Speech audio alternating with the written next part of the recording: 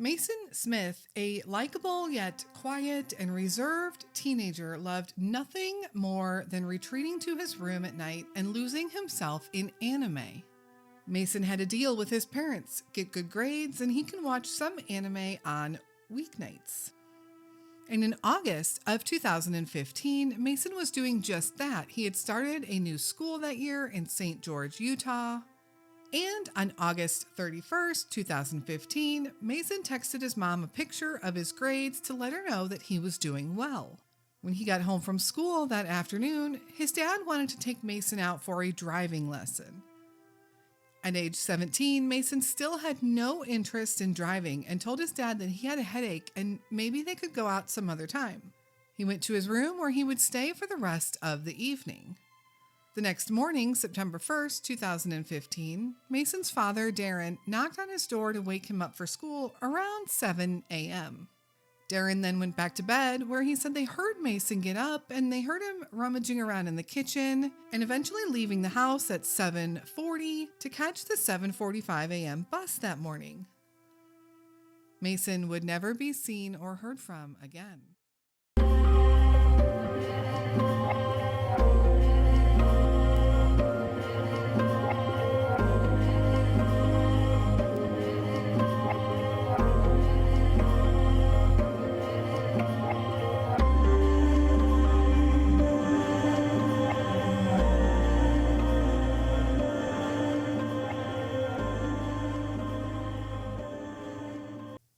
Hello, and welcome back to the Where Are They podcast. We've grown quite a bit in these last few weeks, and we're so thankful to have more people listening to these stories. Our goal and mission of this podcast is to spread awareness of unsolved missing person cases. A quick disclaimer. Sometimes the cases we cover delve into some difficult topics and might be sensitive in nature to some people. I won't ever go into any graphic details, but the nature of the discussion can sometimes be pretty heavy, especially in cases involving children or possible crime scenes. Today's case talks about the disappearance of 17-year-old Macin Smith back in 2015. This case has been suggested to me by a few people, and I've been talking to someone involved in the case for a couple of months now. With the lack of updates and new information, I think it's time to put this case out there. I also want to quickly welcome our new patrons, Jessica and Kanari. Thank you for supporting our show, our mission, and our charity partners. If you're interested in joining our detective group over at Patreon, you can find us at patreon.com/wherearetheypodcast. Before we jump into the case of Macin Smith, I want to give a huge thank you to this episode's sponsor, Simply Earth.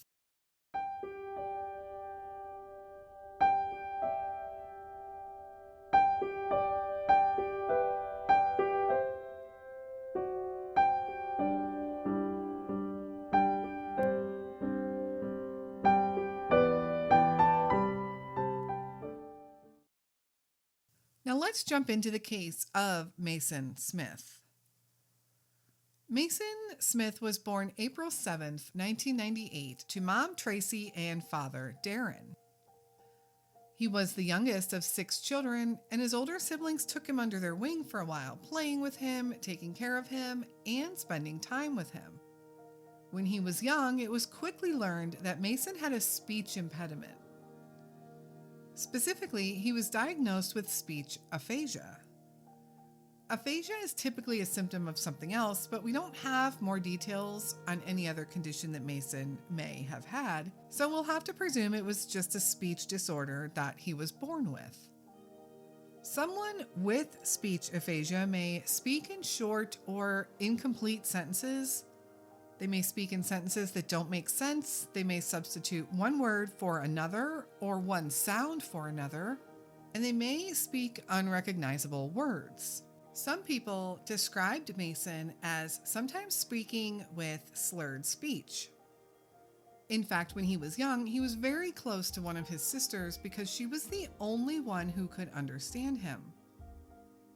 The The family would often rely on her to help them understand Macin, and because of that, Macin would go to her more than anyone else. She describes him as, and I quote, "my little buddy." Macin would have speech therapy, and his speech did improve drastically over time.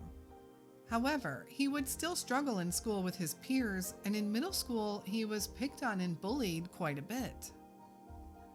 Macin, who was a quiet kid, possibly because of his aphasia, had a hard time with this and suffered from depression. His mother also suffered from seasonal depression, and living in Alberta, Canada, that can be a tough battle. When Macin was 17 years old, the family decided to move down to St. George, Utah for a fresh start, better weather, and to be closer to his mom's Mormon community. By now, Macin's older siblings were grown and on their own, so Macin and his mother relocated to St. George, and his father Darren followed a couple of months later. Macin was still a loner, an introvert, and his main hobbies and enjoyment in life revolved around writing music, playing video games, and watching anime. His parents had made a deal with Macin. As long as he got good grades in school, he could watch anime during the week. His mom at one time said Macin was almost obsessed with anime, and they were a little worried, especially because of its dark content. And they had hoped to keep Macin interested in other hobbies as well. For those who aren't too aware, anime is a Japanese cartoon art form and can often have dark themes or undertones to their cartoons. But the move to St. George had seemed positive for Macin, and he seemed happy. Everyone in the family and those that knew him thought he had adjusted really well, and they all believed that the move had been good for him. And Macin was just a couple of weeks into the new school year, but his grades were doing good. In fact, on August 31st, 2015, when Macin was on his way home from school, he texted a screenshot of his grades to his mother. He had all A's. Macin and his mom were very close. Macin was said to be a mama's boy, and his mother was the one person he texted the most. Macin knew these grades would mean he could go home and watch anime. However, when he got home, his dad was there waiting for him and had other plans. He wanted to take Macin out for a driving lesson. Even at age 17, though, Macin had no interest in learning to drive or getting his license. But his dad was really trying to encourage him, and when Macin walked in the door around 3:15 p.m., his dad was waiting with the car keys. Macin was not interested, and he told his dad that he really wasn't feeling well and asked if they could maybe do it another day. His dad relented, and Macin ended up going into his room. Later that evening, Tracy got home from work and went to check on Macin. She found Macin lying on his bed in his room in the dark. He told his mom he was fine, he just had a headache, and she let him be. That night, around 10 o'clock p.m., Tracy unplugged the internet. Macin had a curfew of 10 o'clock, and this included being on the internet. It was a common practice for Tracy or Darren to unplug the internet, and in fact, she usually took the entire cord and hid it for the night so Macin wouldn't try to sneak back online. But on this particular evening, she said she was just feeling lazy, so she just unplugged it. Sometime in the middle of the night, Darren woke up, and he said he had a feeling that Macin might have snuck up to plug the internet back in, and sure enough, Darren found Macin online. According to Darren, he told Macin to get off and go to sleep, and Macin did without a fuss at all. However, Darren did take Macin's phone and laptop from him that night. The next morning, September 1st, Darren woke up, and as their usual routine, he went and knocked on Macin's door to wake him up around 7 a.m. Macin said he was up, and Darren went back to bed. Both Darren and Tracy, who had remained in bed, said they heard Macin that morning in the kitchen, and they heard him again around 7:40, leaving through the garage door, which meant Macin was on his way to the bus stop. Eventually, Darren left for the gym that morning and Tracy would wake up and go on to work. Nothing seemed out of the ordinary. Darren returned home after the gym and worked in the yard for the majority of the day. Around 3:15, he was expecting Macin home and he had hoped that they could go out for a driving lesson that afternoon. However, it was soon 3:30 and there was still no sign of Macin. Darren texted Tracy to let her know that Macin still wasn't home.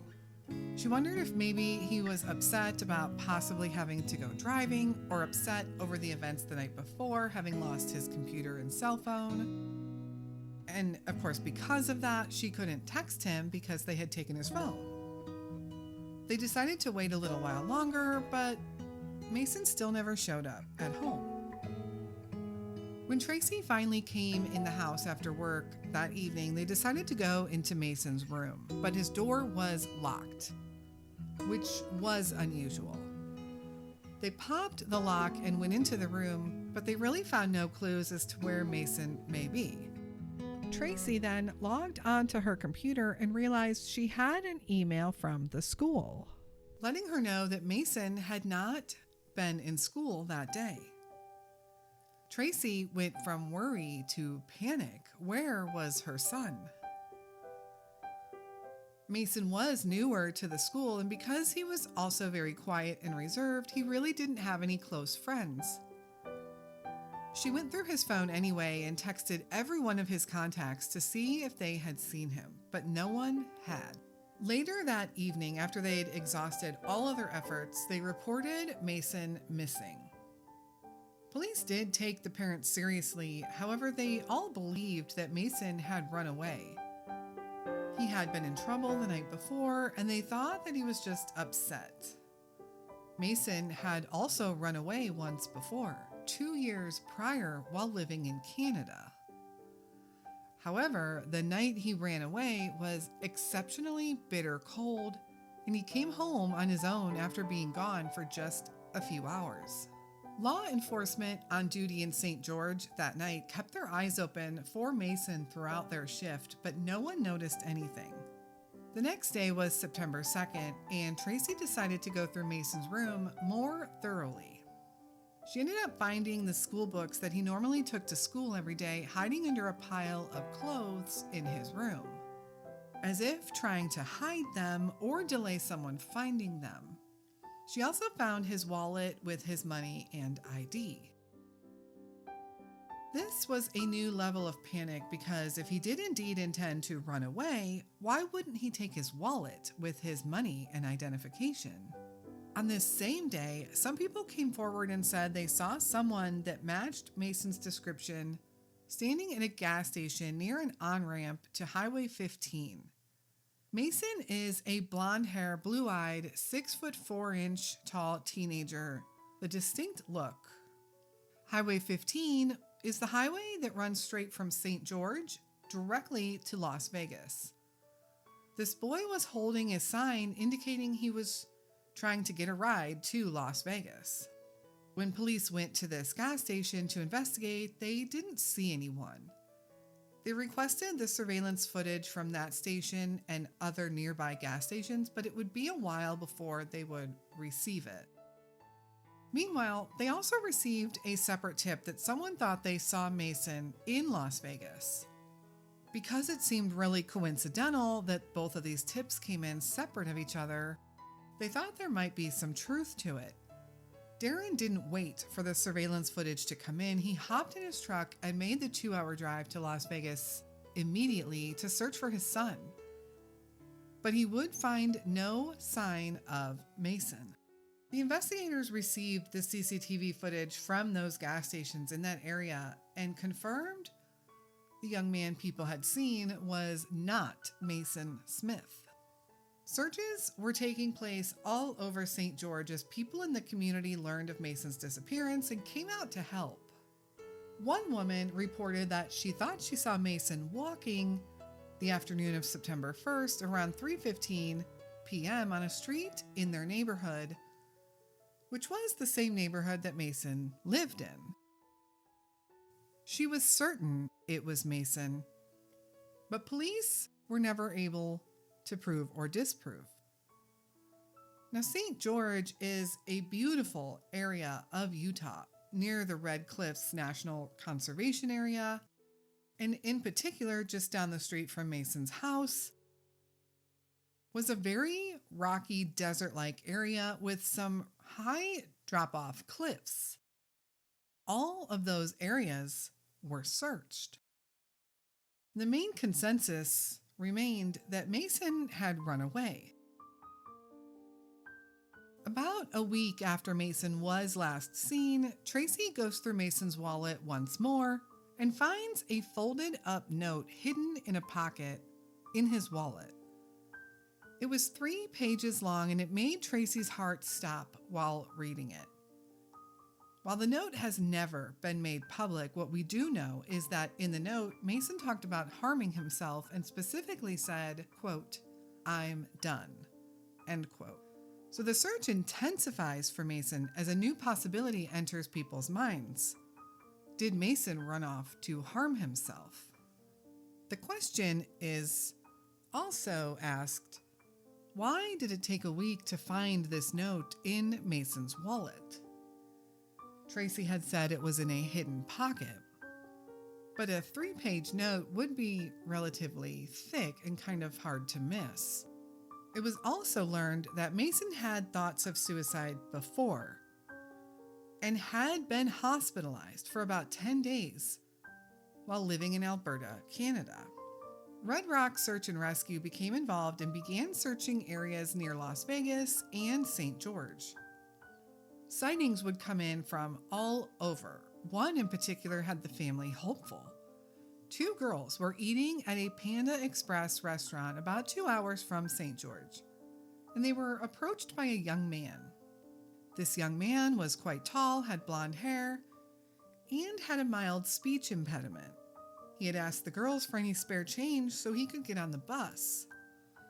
The girls said he was very nice and polite, and they gave him all of their change. When they told their mother about this young man, the mother thought he sounded just like Macin Smith, a young boy she had heard about missing from St. George. She showed the girls a photo, and they believed it could have been the same boy. They called authorities, who immediately tried to request surveillance from Panda Express, but found out their system had not been working on that day. Tracy was able to play a voicemail recording for the girls, who agreed that it was definitely Macin that they saw. However, police said they later ruled out the possibility that the young man was Macin. They haven't given any details as to how they ruled it out, but they no longer believe that that was Macin Smith. There were sightings that came in from California also, and Tracy felt that was a possibility, as Macin had always talked about living in California.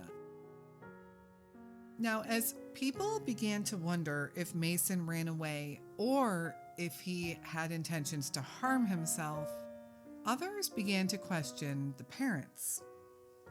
While they seemed sincere, especially Tracy, who was very visibly devastated and working the media and being interviewed on the news, Darren stayed out of the public eye as much as possible.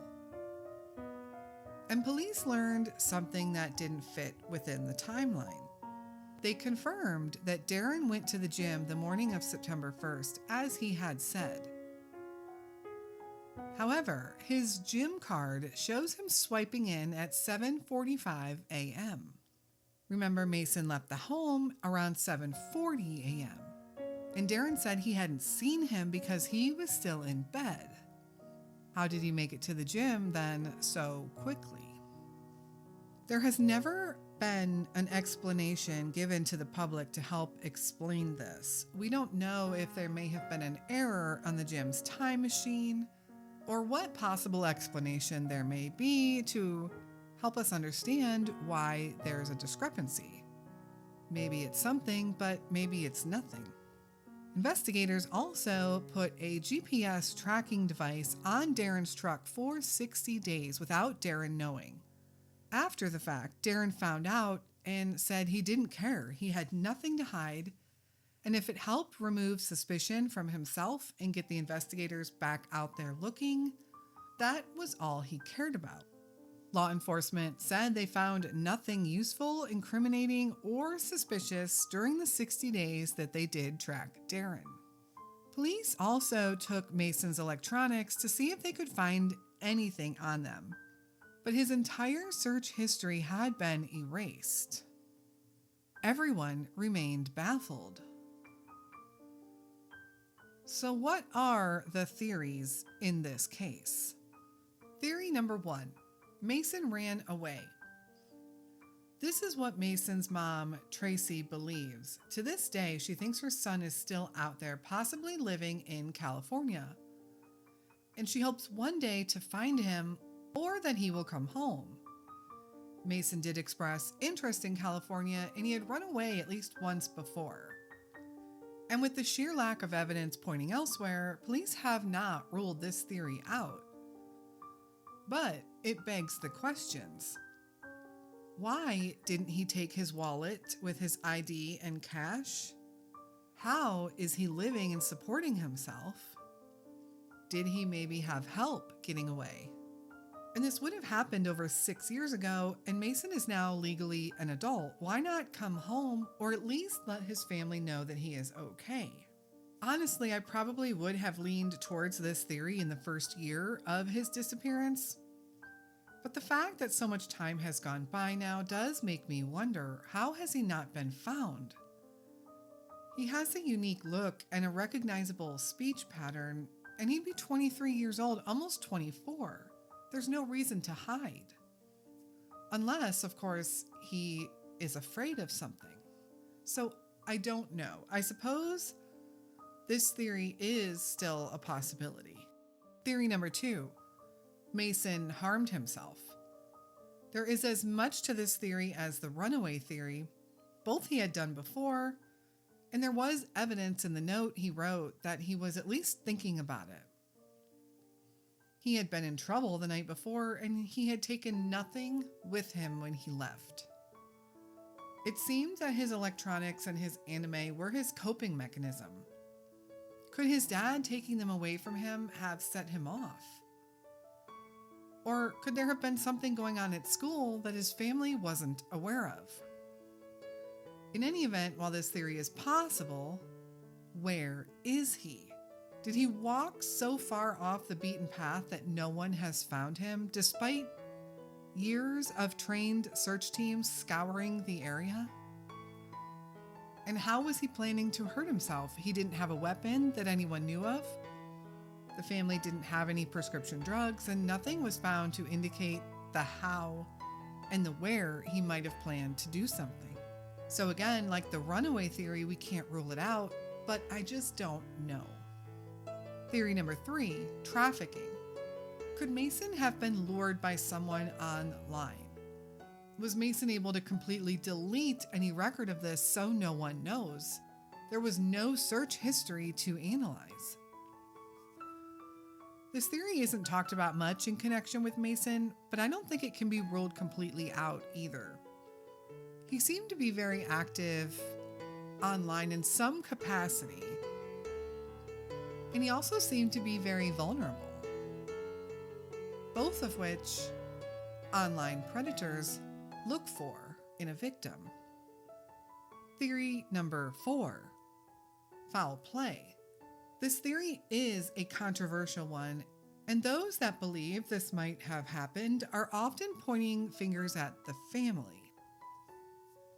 Police have stated they have persons of interest in the case, but they haven't publicly identified who they are talking about. Many believe they are referring to Darren Smith, Macin's dad.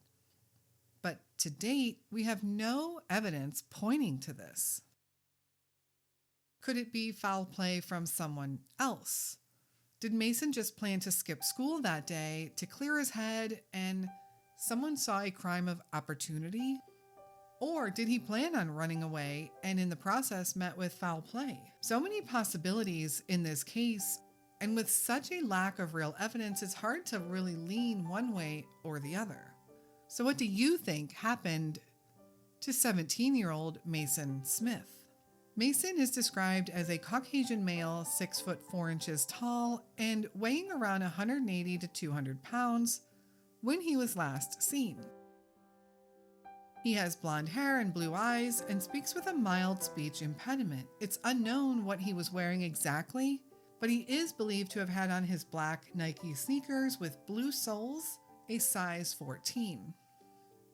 If you have any information on the whereabouts of Macin Smith, please contact the St. George Police Department at 435 627 4300.